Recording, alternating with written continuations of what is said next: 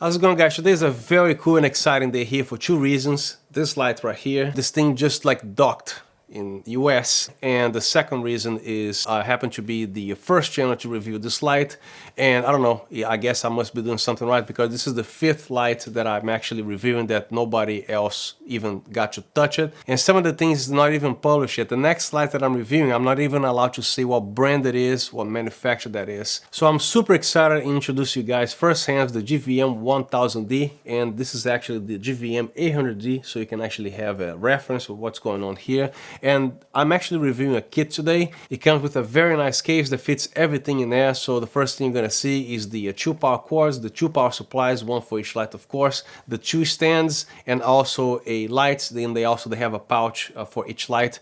So when you put this back in the case, you don't necessarily need to put the pouch back on the lights. So you simply lay the light back in the case here, and then you just put the pouch on top, and then you close the lid, and then put all the accessories in there, so nothing's gonna scratch anything. So when you actually open this box, you're gonna be ready to fire very quickly instead of taking stuff out of the pouch. Now for this stand, I highly recommend that you actually put it back in the pouch. Now as you notice here, I have a ND gel here. This is just to expose the LED diodes properly. I have the light set to 1% here and 1% everything here, because if I take this off, it's gonna be a little washed out. I just want you guys to take a look at this pattern here. So comparing the GVM 800D with these lights here, software-wise is pretty much the same thing, but hardware-wise, they made this whole thing better in every single way. Let me start with the design here. As you can see, the diodes, they line up like this, and they have less LEDs than this one here.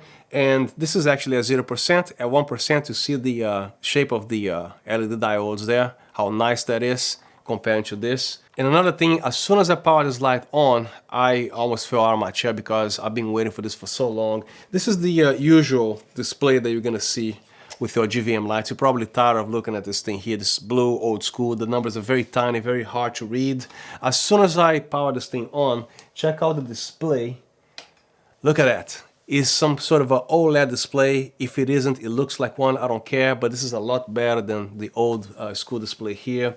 So the numbers are big, and this type of display here, it doesn't matter if you're looking this way, all the way to the bottom, all the way on top, all the way to the right. You can see this number very clearly everywhere, every angle. This is a big plus right here. So again, a nicer LED design and awesome display here. And just a quick disclosure here, this video is not sponsored by GVM, and yes, GVM has sent me this light for free to test it out, and of course I get to keep the light, but I'm not paid to say anything, nothing subject to approval. Anything that I gotta say about this light is how I think or how I feel about the light. Any light that's not worth setting up all this lighting here, editing time and everything, because I'm not gonna be wasting your time or my time. So if this light is here, is because it has made good enough for my channel, because if it isn't, it's gonna go probably on Instagram, a little something on Facebook, but it doesn't make it to my channel.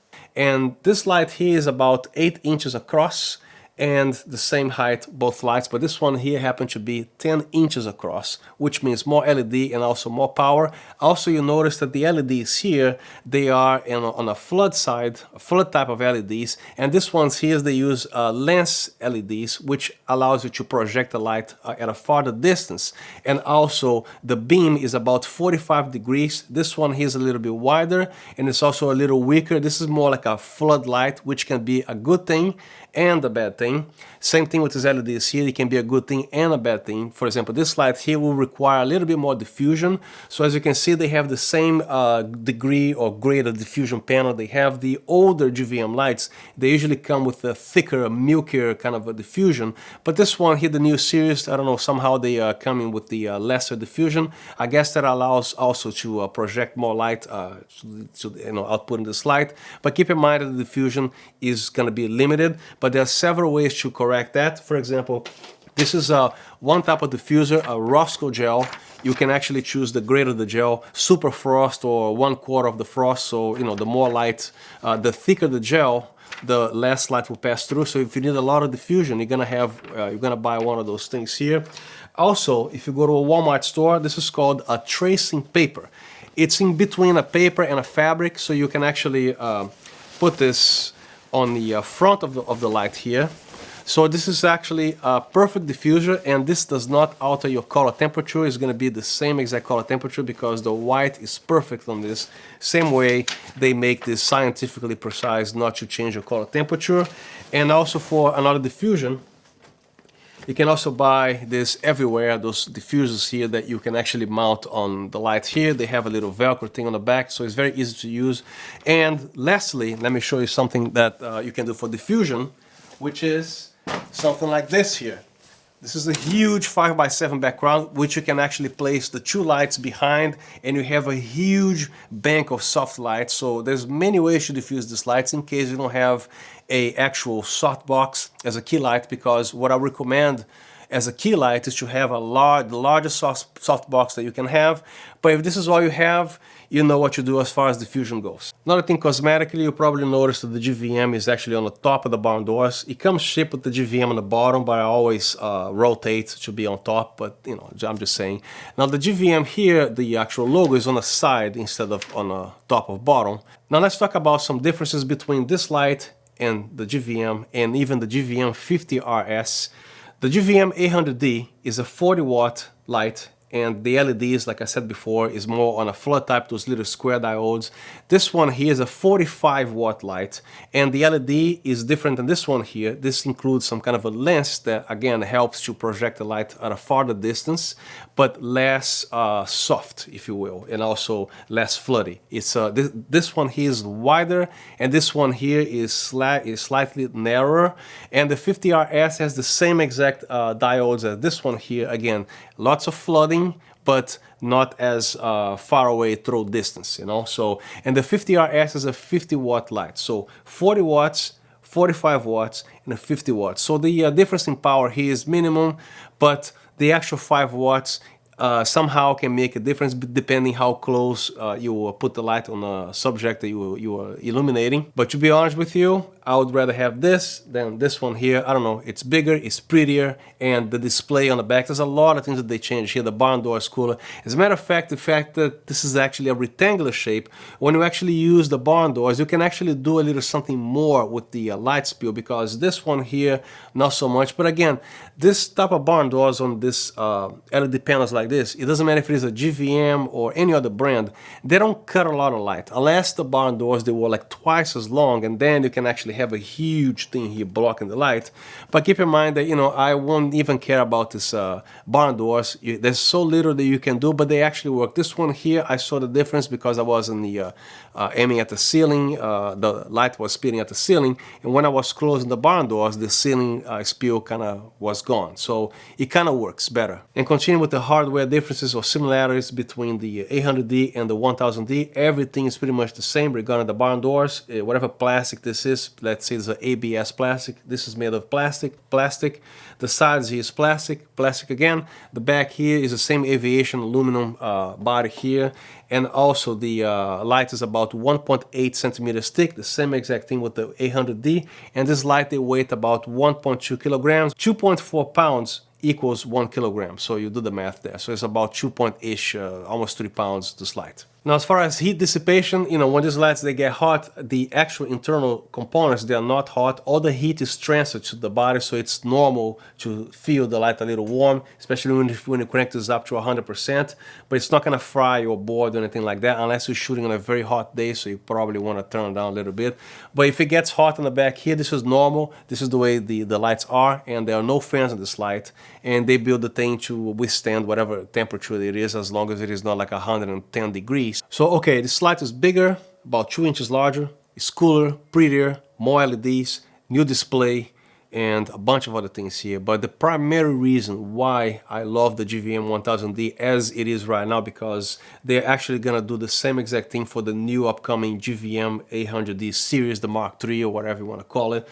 Probably the 50RS as well. So the biggest reason why you want this, the newest light here, is because they finally got rid of the Wi-Fi, because I hate the Wi-Fi app. Every other manufacturer, Newer, Godox, everybody is doing Bluetooth app, and GVM finally listened. Now this actually is a Bluetooth app. The whole thing connects a lot faster, is a lot more reliable. Now the biggest advantage of that is because your internet is free. You're not stuck with the Light's internet, so your phone probably doesn't ring if you have a Google Voice, for example. You can't listen to your Spotify or whatever. I can actually receive my emails, so like the internet is open while I can actually connect to this Light here. So this is the primary reason why I want to get straight away the GVM 1000D or the latest generation here, because the Bluetooth app alone is a major event as far as GVM Lite goes. Now, as far as GVM Lites regarding Bluetooth connectivity, as far as I'm aware, there are currently 3 GVM Lites on the market right now.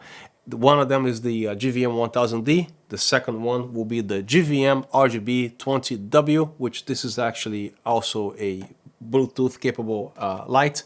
And the third one, which are also going to be, again, the first channel worldwide to review, which is the GVM R50R2882L. It's a kit, which what the package was supposed to be here today, but UPS misloaded the package or whatever. But I'm busy enough reviewing this light here, and I also have another light after this one here, and after the other one, that's when I'm going to be reviewing the GVM R50R288-2L. It's a long model number here, but all these lights are landing in my studio here, and this is the coolest thing, and I'm very happy to be the first channel to review this for you guys, because my reviews, they're not 2-3 minutes, but if you like the tail all the way to the bone, this is the actual channel to watch, because I review everything from up, top, bottom, left and right. Now let's take a look at the back of the light here. As you can see, hardware wise, this is the same power switch, the same knobs here, the same thing, the infinity thing that you actually keep turning, nothing happens, it doesn't stop. And the light can go from 0% in 1% increments all the way to 100%. And this one here is a little bit better because I don't find myself actually twisting the knob a lot. So to change from 100% to 0 is pretty much 3-4 turns. This one here, the other one, the older one, is about, I don't know, 10-15 turns. So good one. And the color temperature is the same thing. On assisted mode, it goes from 3200 degrees Kelvin all the way to 5600. And again, this light is not capable of compensating the same exposure. So when you are at 4200, which both LEDs are typically 50-50, you're gonna notice a increase in brightness. So you might throw off your exposure, so you have to either turn down the percentage of the light or to move the light around and stuff like that, because all the lights, they keep the same thing. For example, in front of me here, the GVM G100W, this is a bicolor monolight COB chip. This light here, when you change from 3200 to 5600, the exposure is the same exact thing. The light kind of compensates on a software, so this is a great thing. But this one here doesn't do that, which is not a big deal, but just so you know, if you have the light set to in the middle here, the exposure is going to be about probably a half a stop at least. And again, I'm loving this new display here. Everything is big. The battery status, the numbers here, the color temperature, everything is huge, and black and white instead of the blue and white or whatever is a lot easier to see. So since they are changing a lot of things in the lights here, when you press the mode button, it's going to map differently, or it's going to feel different than what you're used to regarding the 800D, the 50RS and whatnot. So when you press the mode button here, so far it's the same thing. You keep pressing, you are at the rotate, the slave, and then the master, and then the app. So far so good. So when you are at the rotate, it means that if you want to connect to the app or anything else, if you want to temporarily disconnect there and do a little whatever here, you can, and then you go back to the app or to the master. So this is what the rotate is for, to the best of my knowledge, I guess. And the slave, this light is going to be communicating with the light here as a master. This one is going to be set to slave. And next is going to be the master. So each light is going to do its own thing as far as you control the back of the light here. And also the finally the app here. This is where it connects to the phone application here. Now I'm going to show you guys how easy and how reliable it is to connect to the new system here with the Bluetooth stuff, which has always been a lot more reliable. With my experience with the other brands that I have, which they all have Bluetooth. So right now my phone, I'm double tapping my home screen here, and all the apps are closed. This light is set to the app. You must be setting to the app before it gets detected here. So let's go to the GVM apps there. So as you can see on the almost the bottom of the phone here, you have the GVM Easily. That application is for the Wi-Fi series only, such as this one, the 50RS that I have in the back, and also this light in front of me here. Now the light that you want to connect to the Bluetooth is the GVM2, the GVM LED slightly above on the left here. This is the light that you got to download if you bought this light over here. You got to skip this thing here before something else appears. Now, as you can see here, there's a BT LED single unit, and you want to click connect.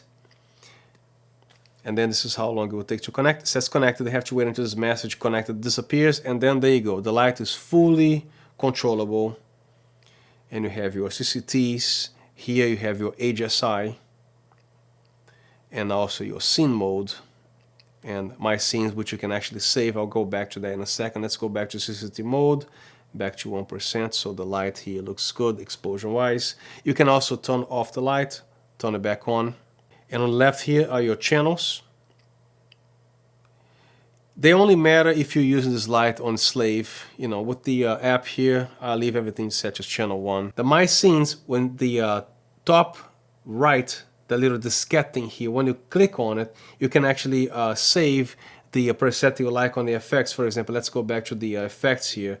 And you have the disco, and you happen to like the duration to 5 seconds, all you have to do is to click on the diskette little thing here, scene, whatever the name they want to give, and then it's going to save the scene here as the disco with exactly the, for example, if you are on candlelight, and then you go to My Scenes and select this one here, they just save it goes back to the disco at the exact 5-second cycle here, and brightness at 4%, if you will. So on the top left you have your settings, so you have your vibration on or off and the sound on and off. I usually like to leave it off because you know when you send on the iPhone or iMessage, the text message, it goes like whoop whoop. That's the sound that they chose here, which is kind of annoying, so I actually turn it off. And I also check for updates. This is the beautiful thing about having the Bluetooth, because you have internet on the phone. If you have the Wi-Fi, you can never check for software updates. You can't receive emails. Your internet is done as long as you're connected to the Wi-Fi on these lights. So I can actually check for updates. If there was a new firmware here, I could possibly even update the firmware. Still able to control the light with the app on. And here you have the About Us. If you bought this light on Amazon, here's the Amazon email. And if you bought a B&H, this is the B&H email. Exit system. You just quit the app. Now let's disconnect this light here. And let's connect again. Let's see how reliable that is. Connect again. Connected. Nice. And I actually noticed there's a slight dim. It's not too little, not too much. It's just the right amount, which is pretty cool. So from 0 to 100. And then back to 0%. It kind of, I love that ramp here. The 150S, they made a new software thing there with the dimming takes like 9 seconds. I don't know what the deal was, but this one here's the correct type of dimming. Very nice. Now let's close the app. This is important, guys, because when you want to shoot, you want to see how reliable this is. So I'm doing everything that I can in this video to show you guys everything in this light can do and what it can't do. So let's launch the app again one more time, please. Let's connect. 0, 1, 2, not even 2 seconds. It's already connected.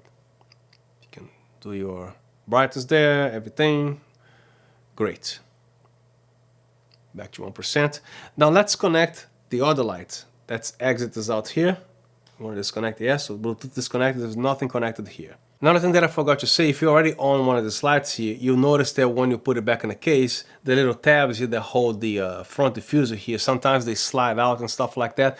This one here is a little bit hard to insert, which is a good thing. It's not too hard, it's just a little bit of a resistance, which means possibly when you open this bag again, when you take the light out of the case, the diffuser is going to be in place most probably, because they are not as easy to slide as they are with this case here, the GVM 800D, for example. Now let's talk about what matters the most about when you buy the light: performance. Whether you want to use the way it is or if you want to add diffusion and whatnot. So there's several ways to make your production here, especially if this is the only light that you have, if this is the first light that you have, whether you are a YouTube creator, doing stuff for cinematography or YouTube, whatever that is. So I'm going to show you guys here the example number one, that you can actually use the light itself the way it is here.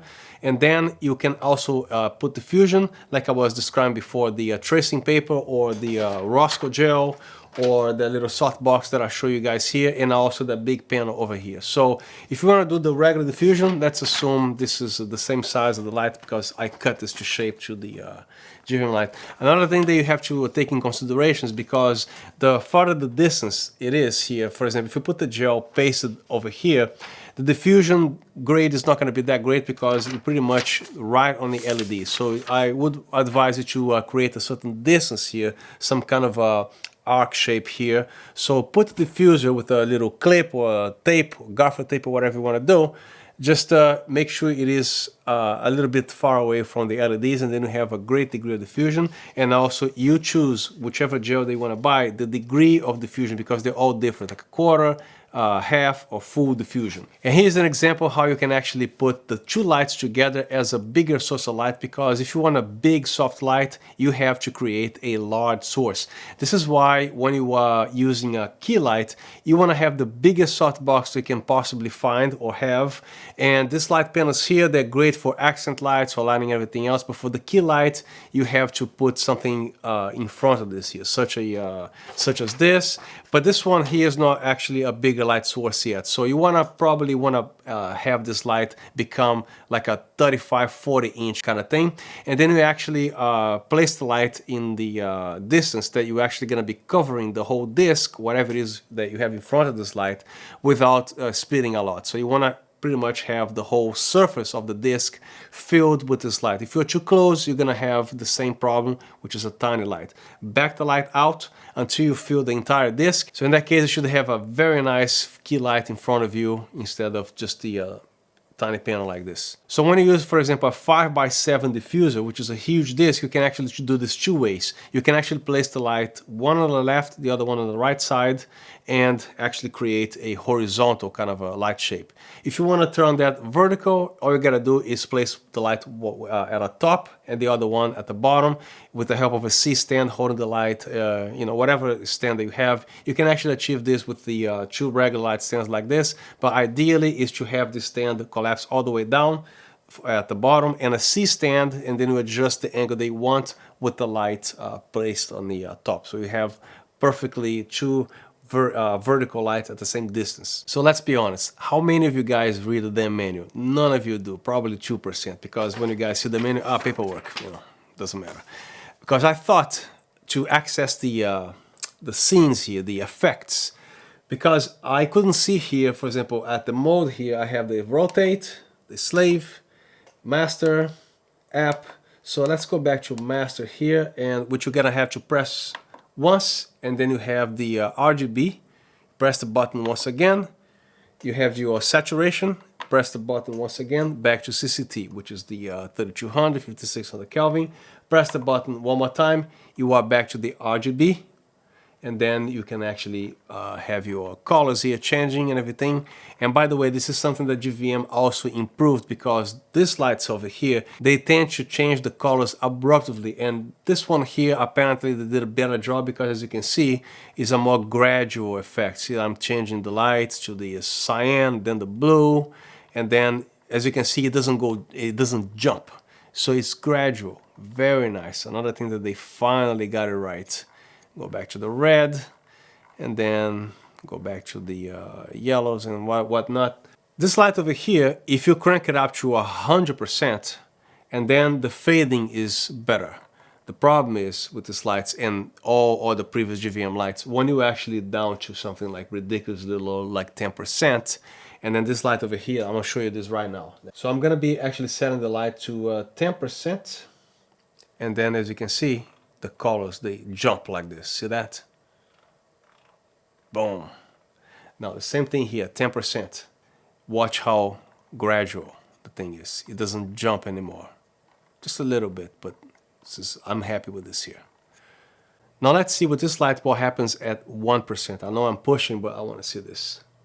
Like let's do 2%, okay? So I'm at the red here.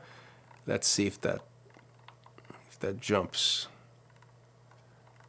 It's hard to tell. I don't see that. If it does, it's something so little. Yeah, but at 10% and above, I mean, look, let's go like, 30%, and you can see, very nice.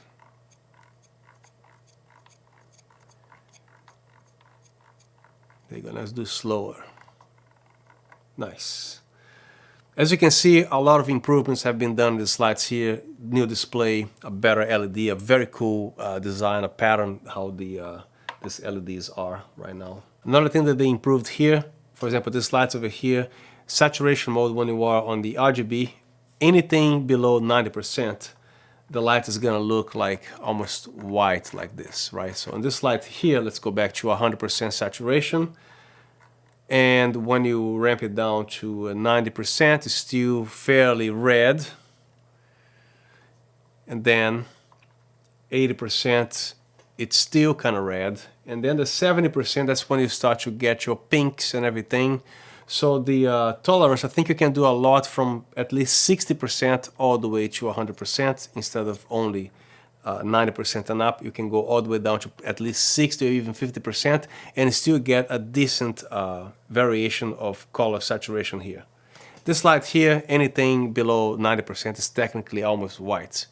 Which the white, by the way, here is not the true white, it's just with all RGB on, so you're gonna see that little pinkish, weirdish white, but you know what I'm talking about. This light over here, all you're gonna do is keep pressing the mode button until you find the effects. There you go, and to change the effects, you gotta press the up and down arrows here, which is similar to the where you set your channels. And then we have the disco, the paparazzi and whatnot. So this light here is a little bit different. This one here, you have to long press the thing. This light here, you gotta make sure you are back to master mode or rotate. And then you long press the button here for I think 5 seconds, and then here's your effects. Because I thought the effects were only available by using the app. I was gonna be not happy if that was the case, but you can. And then to change the effects here, if you press the buttons up and down, which is the same thing you do here, that's not gonna do anything. Now what I'm gonna do to change the effects here is to quickly press the CCT hue saturation button here, which says here SCE, with the scene thing here. So press this once, and then you change to effect 7. Let's start with the effect number 1. So the effect number 1 is this, the lightning. The effect number 2 is the police car and such. Effect 3, so you see the difference between this light and this light. So the app effect location is slightly different. Now to change the effects, you can only go up from 1, 2, 3, 4, 5, 6, 7, 8, and then back to 1. You cannot go back and forth like this one here. You can press the arrow up, you go 6, 7, 8 or 8, 7, 6. This one here, you gotta keep pressing until you go back to the effect number 1 if you're looking for the lightning storm again. Now the lightning on this older GVM here, I like better because this one here is like automatic. So you cannot set the interval. So that, you're gonna have to turn the light off or cover this thing with a cloth or black cloth or whatever. So you cannot control how long this thing is gonna happen. So this one here, for example, you can actually control. Let me turn this off a second here. So this particular one here, you press the effect once, right? Find the lightning, and it's not gonna happen again until you actually press the right knob here. So you will not play. Press the button here, and then there's a lightning, and then you decide when you wanna have the lightning again. So this one here, you cannot do that. What I don't like about this new display here, for example, on the effects, and here you can actually read the effect. It says lightning or disco, whatever. This one here doesn't say. However, this is the effect number 1, which you can actually change the brightness. So can you with this light right here. Next effect will be the police car. You can also control the brightness all the way down to nothing. Next effect, you have the candlelight, I believe. And you can control the brightness as well. Next will be the TV, I think. You can also still control the brightness. The next one is the bed bulb. This one you can actually control not only the brightness, but you can also control the color temperature from 3200 all the way to 5600 on the next sequence there. See, is at daylight. You can go anywhere in between. And the next effect will be the disco. And then you can also control the brightness and the milliseconds here. Right now I'm at 100 milliseconds. It looks like this here. And then when you go, for example, to 1 second, it's going to be holding that color and change every second. When you go to the 5 second, which is the maximum length of time here, so each color is going to be steady and change every 5 seconds. Let me go back to the 100 here. Next effects will be the disco. It's almost similar when you are at the 100 milliseconds here. So watch when you change the value here at to 1 second, for example. The only difference between the disco and the party, the disco here is going to be flashing the same color and changing every 1 second here in this case. And when you change to 5 seconds, it's going to still flash like the magenta thing here. 5 seconds change to red, keep flashing, and then it changes to the next color every 5 seconds and so on. And then finally go back to the effect number 1, which is the lightning effect. To get out of here, you just press and hold the button, and then you are back to the CCT mode. And then you can actually change it to the RGB by pressing the button lightly and quickly once, the right button here. And then you are at the RGB, back to saturation, and then back to CCT mode. So that should be the whole explanation of the rear display of this light. Another thing that I noticed here with the new lights and the older lights, because every other light that I have GVM wise, when you're using the app or setting this light to the master slave, anything that you're changing, there's a whole second delay between the colors or brightness or whatever. Look how much quicker this light is now. There's almost no delay. Let me up the intensity here. So I'm at the red, jump to blue, green, so it's almost like an 1/8 of a second. So I'm gonna go jump here, jump there, brightness at about 3%, so 5600, 3200, 56, 32, everything is fast. So you have the effects here going on. It's almost immediate response, pretty nice.